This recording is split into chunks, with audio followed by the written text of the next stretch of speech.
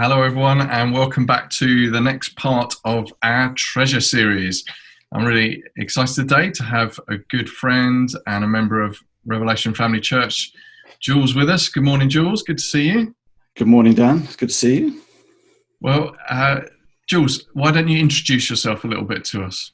Yeah, so I'm simplistically, I'm a husband to Lynn. I'm a father of four daughters, and I've been a member of Rev's Family Church for 6-7 years now. I think so. Yeah, I think so. Yeah, it's been great. Yeah, great. So in this series, Jules, we're looking at the unusual times we find ourselves in and wanting to encourage people personally to be pursuing God in this time. So not just sort of surviving it, but actually there's a potential to thrive, even though there's huge challenges for pretty much everybody. There's big challenges. So what do you feel have been some sort of patterns for you in this season to help you pursue God? Like what some practical things of what you're doing?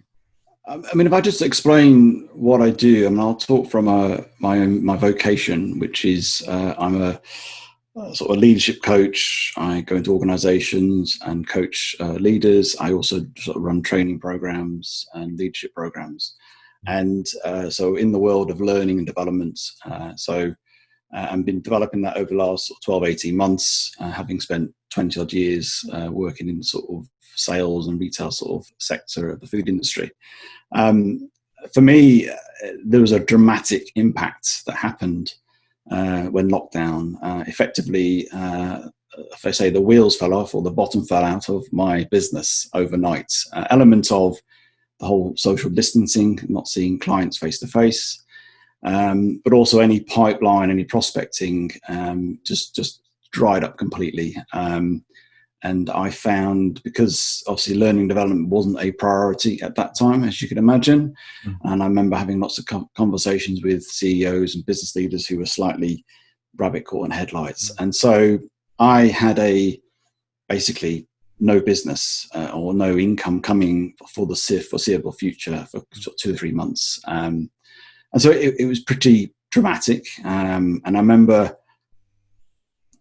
I had that sort of feeling of real fear and a sense of, my goodness, this is just enormous, and trying to take it all in of what was happening, not just on a global scale, but on a personal perspective, because this was affecting me personally. It wasn't some distant tsunami in wherever, it was actually me. And interesting, I obviously, being a Christian, is obviously full of fear is not a great thing to have. And God doesn't want us to be full of fear. And even though my outlook wasn't very positive.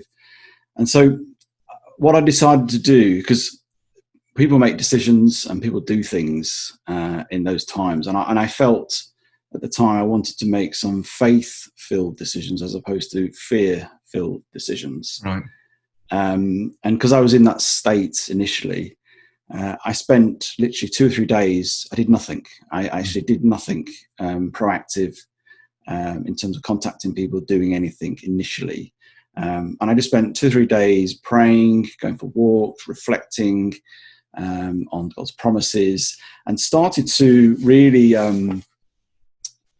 understand a bit more, thinking the God who I serve, the God who I know, he is sovereign. He is in control. And he's my provider, Jehovah Jireh. He's my provider. And I started to reflect upon that more and to allow that peace come, and to then get into a place where I was not in fear so much. I still had anxiety, still had a sense of, my goodness, and started to then work it through, and started to do that. And then I did a reality check, because it's important to do a reality check on your business of where things are happened, what's this impact. And so after that, I felt I had a clearer head, and I looked at all my business finances, personal finances, looked at what I could stop, pause, and everything else, and did that very clear with absolute precision, and I did it quite quickly, really. And it gave me some headroom that I knew I had a period of time that I had no income, I'd be okay. And that was the blessings of God with all the savings and all the bits and bobs we had. And that was assuming no income or anything else. So I did that, and that allowed me then to just focus on sort of what next, as not to worry about the sort of financial piece on my business. So that's what my initial bits. And then it's interesting because, you know, I help organizations, I help individuals, and that's sort of how I perceive myself, as I help people. And I realized the conversations I was having with people were very frightened, very overwhelmed, and didn't know what to do. And obviously me going along and starting to say, oh, do you want my services, was not really the answer. And so I decided to think, how could I help people and do it in a way that was more complimentary as opposed to paying for it. I just thought it was the right thing to do. It just felt the right thing to do in that time, just to help people, and regardless of the income, and not to worry about that. And so again, on my many walks, I think I was averaging 50k a week in terms of walking around the place. Wow. Yeah, and but it's just interesting, those talking about rhythms. We were talking just before about rhythms. I had my rhythm of, you know, the 8 o'clock prayer meeting with church, which was brilliant. And then I would do various things in the day, and then in the evening I'd go for a walk for an hour or so. And that time would create, you know, for me to pray, to reflect. And it really helped me. And God was so in all that. And I just, you know, I believe God is a creative God, and I'm not what you call the typical creative. I can't sing, can't play an instrument, and I can't draw. But I'm very creative with solutions and ideas and ways forward, and that's how I operate. And I remember thinking, okay, well, God's even more creative than I. So I started to pray into all that, and with this premise of trying to help people. And then I went for this walk, and literally on the walk came back, I'd worked out a whole workshop, an hour and a half. I called it a masterclass on helping leaders leading on certain times. And it was a whole way of helping them going through survival mode, helping them through communication, a whole host of stuff. And that did it in literally, you know, an hour and a half. And it was amazing. And I thank God for that sort of creativity. And then I started to talk to clients about this, talk to other sort of prospects, start to put it on social media. And it's interesting because when you get into a place of creating stuff, it creates that sense of sort of purpose, and it starts to, and I started to not get so caught up with myself, my own situation, and I started to lean a bit more on helping others in tandem with God. And it started to create some real buzz and energy, and I was excited and motivated, and my days were just whizzing by and doing these masterclasses on Zoom and all around the world. And it was fascinating. I was learning loads, how to do Zoom, how to do breakout rooms, all a whole host of stuff, and it was amazing. And it just created engagement with organizations, which I'd never done before. So I don't know if you want to add it sort of onto that, because I don't want to keep going on, or keep going. No, this is great. This is great. We can tell that this is your vocation. You're thinking these things through. So one thing you mentioned earlier, you did say say that you had felt fear, or I think was the word you used. Yeah. So and then you plotted out how you transitioned out of fear slowly, and into a place of more comfort and excitement, I think was another word you used. Yeah. Just talk us through that a little bit more. So if anyone's watching this now and thinking, you know what, I'm stuck in a place of fear, but I'd like to be in a place of out the other side of that, whether they label it excitement or peace or calm or whatever place they'd want to get to. Just how would you encourage people to take those steps from one place to another? Yeah, I mean, for me, it was recognizing my need of God in this situation, and for me, it was from a scriptural point of view, knowing that neither death nor life, nothing will separate me from the love of God. And it's having those truths and dwelling on those truths and allowing God to know that he is sovereign and he is in control, despite it looks incredibly out of control, the world. And for me, it was drawing upon that truth and looking through the Bible and that's the truth of God sets us free. But then also it was reminding myself of my journey so far with him and going back, not in a looking back of pondering, but looking back of how God has moved in my life, how he's provided, whether that's through relationships, friendships, community, finance, job, whatever it may be, and almost plotting those key sort of milestones almost, and then thanking God again, celebrating, and it starts, and from a psychological point of view, doing that celebrating things actually elicits a more of a positive state anyway. And so it's intertwined that spiritual with that sort of humanity side of the psychology piece. And so I recognize God's truth, allow that to work in my life, recognize what he's already done. And then that started to shift me into more of a mode of thinking ahead. And then also by looking outwards, i.e. me going to help others, just by doing that, you put yourself into more of a thrive mode and more of a moving away and going towards something. Because it's important not to run away, as in do things out of fear, but go towards something. And I was going towards something positive, purposeful, and helpful. And so that sort of kicked me into that place. And then the whole creativity piece. I mean, just, whatever you can create, if you're a writer, singer, whatever you do, if you can create stuff, there's something about that in terms of how that makes you feel. And it takes it away from how you're feeling. So they're the sort of steps I did, which are elements of spiritual and elements of psychological steps as well. So without obviously getting personal in any shape or form, what some of the clients that you've engaged with through your business, what are the sort of questions that business leaders are asking, and what are the I'm just interested in that. I know the questions I'm asking as a church leader, I know the questions I'm asking as a dad, but I'm not in commerce, clearly. So just what are some of the head scratching that's going on at that level? I think a lot of it, people are, and this is where I think people have got to start feeling more comfortable with the unknown.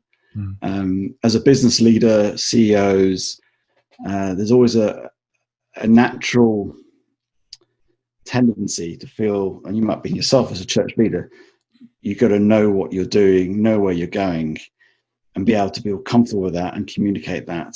But right now, nobody knows exactly where they're going. They might have an idea where they're going, but they're not entirely sure how they're going to get there and when they're going to get there, because there's too many. So the conversation has been that almost getting more comfortable with the unknown, and so instead of thinking, I need to do this, and I've had sort of conversations where actually, and it's that sort of vulnerability piece, isn't it, where you step into an arena without the sense of success or not, and at this stage, it's that place to be vulnerable. It's good to be vulnerable. It's good to not know. It's good to say to your people, I don't know. Because I don't know, little did we know. I remember having conversations with people back in mid-end March, even them saying, by the summer it'll be fine. I was thinking, no, I think this is going to go a little bit longer than that, and there's going to be a massive transition. So I think a lot of leaders start to get more inquisitive of how they could learn from this. It started to question how they would use this opportunity with their people, with themselves, and just how to navigate through this, because nobody's ever been in this situation before. And I think it's that sort of almost hand-holding, walking alongside, try new things. And, my mindset, and this is how I've approached it, is it's the time to do absolutely have a go at anything. Right. Because it really is. It doesn't matter if it fails. And anyway, failure is just feedback anyway. It's not really failure. Because it's just that way of just embracing, because you can just say, oh, that's COVID-19. That's why it didn't work. Right. You have the reason, you have the excuse. And I'm just, I put myself out there, I've, push more and more on social media. I'm engaging with, officers of prime ministers around the world now. I won't name who they are, but through my masterclasses, I'm into places, of high places, and already they've asked me to do a keynote speaker next year, a workshops with them next year at a conference. So who'd have thought? Yeah, that's right. Who'd have thought? And so my view is, and it's also my mindset now is, Isaiah saw the glory of God. He saw the glory of God, and instead of being shunned or overwhelmed, he was overwhelmed. He put his hand up and went, "Here I am, send me." And I'm in a mode of, whether it's in business or as a Christian, I'm saying to God, "Put my hand up.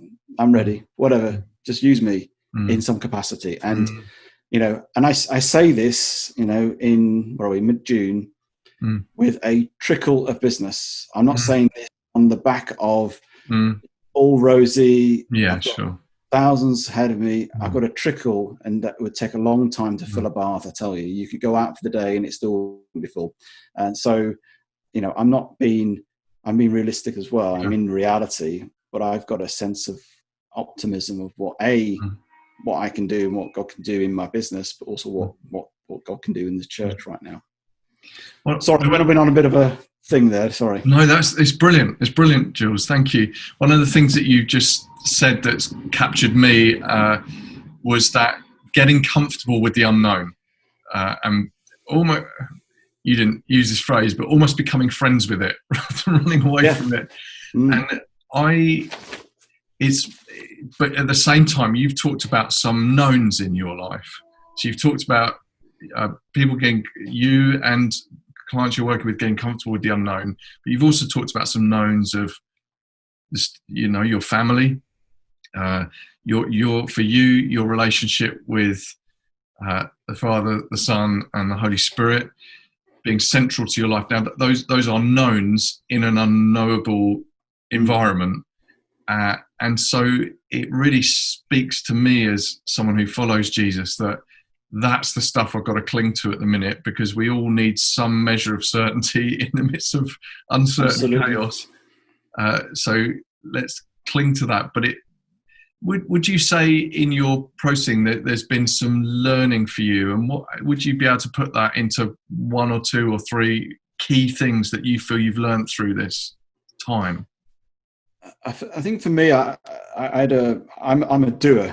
I'm as you know, I'm proactive, and I work 100 miles an hour. God gives me an idea, I'm off, and that's it, I'm away.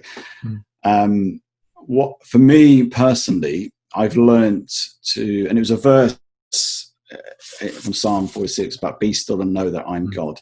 It's a well-known verse, and it's almost that God wanted to call me to more intimacy, and just to be with Him, not ask anything of Him, almost to sit on His lap type of thing. Just as my daughters would sit on my lap when they were younger, that just being, or sitting in the car, and there's no communication, but there is communication.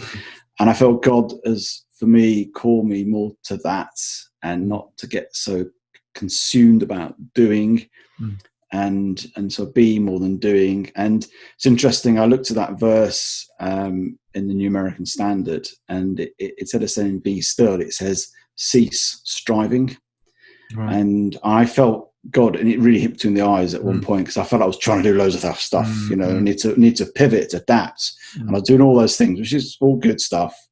But God was almost like, just stop striving, and just allow me to be sovereign, allow me to be in this situation. And I've learned to, not that I kick back and do nothing, Yeah. and there's a tension, and I do struggle with it, of where you rest in God, and obviously we have an accountability and responsibility to do things, and it's that sort of walking in tandem, a bit like the Spirit and the Word. It's that sort of in tandem, and it's difficult because I'm naturally, but actually I'm not in control of things, but God is, and I've got to allow. And so for me, it's trusting God, and do what I need to do, what I feel right to do, and then allow God to do the rest. And just one thing, final thing for me, just what spoke to me. When I was going on my walks around the coast nearby here, the farmer was planting a load of potatoes back in April time, and I just felt God say to me, you're planting seeds now, you're helping people, you're putting stuff in the ground, you won't be able to see what happens, and then they come up about 10-12 weeks later, right, and which would be about July time. So I'm in faith, and things are starting to happen, and I can see all these green sort of tops coming out of the potatoes. And the farmer's not going to check all the time. He's not going digging them up like this. Yeah. He just plants them and has faith and trust, and allows the process, and allows the creative God to do his stuff in his kingdom. And so for me, I'm learning to be a bit more, do things in faith, plant those seeds, business, personal, whatever it may be, and allow the process of God, the creative God, to do the rest, and it will come back and be fruitful. So that's my learnings personally. Love it. Absolutely love it. I think there's something strong in all of that, particularly for those of us in the Western world. I think for other cultures, other continents around the world, there's probably more of a familiarity with the unknown and the unpredictable. But the way our society's developed, we think we've got everything in control, and if something like this crashes through, it's almost like we don't have the tools in our box to deal with it, because we don't normally have to deal with this. Someone fixes it, or in some shape or form, or we can fix it in some shape or form. I love that illustration of the potatoes. I really like that, because my temptation would be to go and lift them up a little bit and check that they're growing, and then put them back in the ground and probably damage them by doing that. Yeah, that's really good. Jules, thank you so much for sharing some thoughts with us, and far more importantly than that, just sharing some of your personal journey over this last 12 weeks or so. It seems like you've been grappling with who you are, as well as who God is, as well as this season that's so fresh and new to all of us, and trying to draw those threads together. So I've really enjoyed listening to you, so thank you, and feel pretty challenged to go away and do some of my own reflection and thinking on what you've said. So thanks for sharing it with us today.